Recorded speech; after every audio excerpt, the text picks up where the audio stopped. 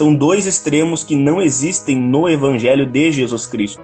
O Evangelho não fala sobre pessoas que para serem de Deus têm que ter riqueza, e nem de pessoas que para ser de Deus têm que ter falta de muita coisa. Eu coloco ali como referência no e-book o caso do salmista ali, do Agur, né?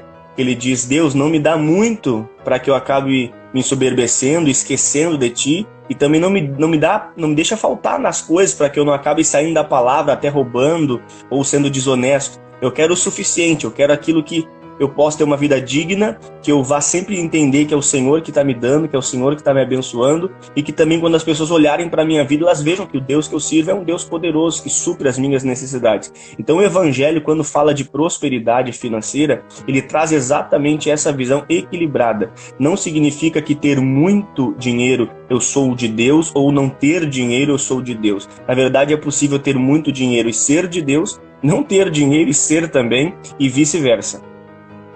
Sim, sim.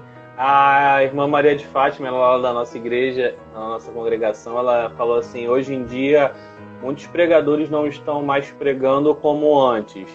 Hoje, muitos estão pregando muito sobre bens materiais. É um pouco dessa visão. Existe, né, na Bíblia uma crítica, quando Jesus fala, a pessoas que têm o seu coração na riqueza, né? Tem o amor pela riqueza. Mas isso não deve ser levado ao extremo de você, eu não quero de hipótese nenhuma ter nenhum dinheiro. Que é esse extremo, né? Enquanto uns só pensam nisso, outros pensam só em não ter, e só em refutar tudo. Rico não entra no céu, eu não posso ter, porque... inclusive tem uma passagem que você fala lá sobre o amor ao dinheiro, né? O amor ao dinheiro é a raiz de todo o mal. E as pessoas sempre falam que o dinheiro é a raiz de todo o mal. Quer dizer, não é isso que a Bíblia diz. Então são interpretações erradas da Bíblia, são interpretações erradas da visão de que Jesus falou, né? Por exemplo, é mais fácil o camelo passar pela uma agulha do que o rico entrar no reino dos céus. Quer dizer, não é a pessoa ser rica impede completamente ela de entrar no reino dos céus. É que quando Jesus fala do rico ali é o amor, né, ao dinheiro, o amor à riqueza. Existem pessoas que têm o amor na riqueza de verdade e que isso as impede de servir a Deus. Isso é um fato. Agora, Tiago, né? Não, só para concluir o que estava comentando aí. Na verdade, tudo parte dessa primícia, né? A leitura errada dos textos sagrados. A leitura fora de contexto de muitos versículos. Porque quando a gente encontra esse grupo de crentes que defende, né, que ser de Deus é ser próspero, a pessoa que é de Deus, ela tem que prosperar, tem que crescer na vida, tem que arrebentar, tem que ser melhor que todo mundo. Esse pensamento não vem do nada, vem de leituras equivocadas de alguns versículos. E aquelas pessoas que acham que não, tem que ser pobrezinho, tem que ter falta das coisas ali, tem que passar necessidade, também são pessoas que não vêm com um pensamento assim aleatório. Tiram textos dos seus contextos e acabam criando um evangelho particular, um evangelho próprio que não tem a ver com o evangelho deixado por Jesus. Então todos os extremos que a gente vê hoje no meio da igreja são extremos que nascem de uma leitura errada de diversos textos bíblicos que na verdade não dizem o que aquelas pessoas acham que eles dizem, né? Por exemplo, as pessoas que acham que o evangelho fala de ser rico, que o ser de Deus é o ter muita prosperidade. Acabam pegando exemplo de personagens bíblicos que foram muito prósperos, como Abraão, como Salomão, como os reis, né?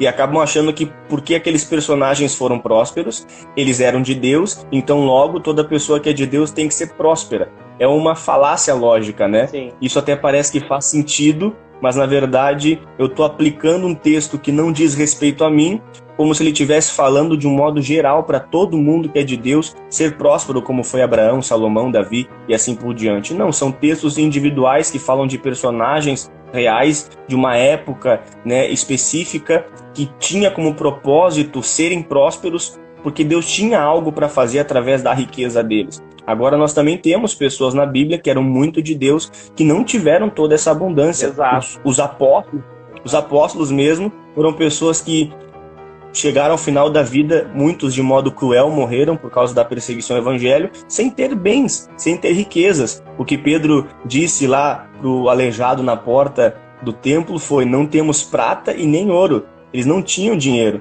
Quando Jesus Cristo, olha só, quando Cristo ele foi questionado se era necessário pagar os tributos a César, é interessante que Jesus diz, ele pergunta se alguém tinha uma moeda para mostrar para ele. Veja que Jesus não andava com dinheiro, ele teve que pedir para alguém dar uma moeda para ele, para que ele pudesse fazer aquela ilustração, né, que o rosto na moeda era de César. Então tem pessoas muito de Deus na Bíblia que foram humildes no sentido de não abastados financeiramente, e pessoas muito de Deus na Bíblia que foram bem financeiramente, que foram prósperas. Então, o texto fora de contexto sempre vai criar extremos e desmanchar o evangelho verdadeiro.